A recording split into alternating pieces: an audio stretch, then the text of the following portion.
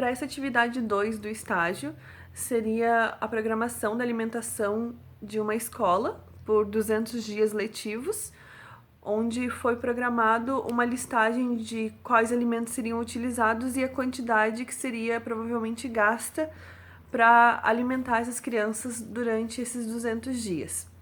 Como tinha crianças de 6 meses, então é uma dieta muito baseada em legumes, para fazer a sopa, para começar a inserir alimentação para essas crianças, e também além do leite, né?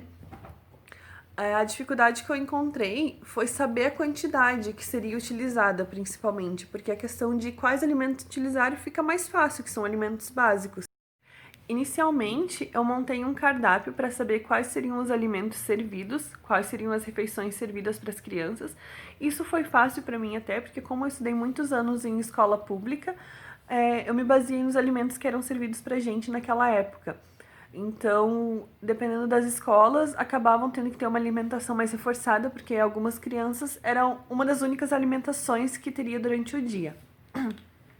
Então, também eu fiz um cálculo para facilitar, para saber quantos quilos de alimento eu deveria fazer a solicitação. Eu fiz um cálculo de qual o gasto energético e quantas calorias cada criança deveria consumir nesse determinado período. Foi onde eu usei como uma conferência para saber se a quantidade que eu teria colocado de alimentos para cada refeição, se seria a quantidade calórica certa para cada criança.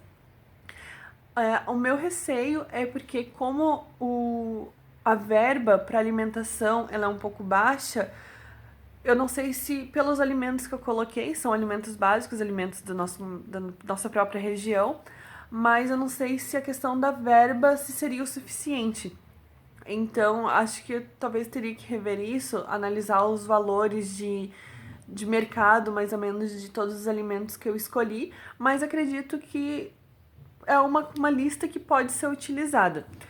Eu não me baseei em nenhuma listagem de prefeitura, até porque eu queria aprender, eu queria fazer por conta, para até saber se a forma com que eu pensava também estava correta.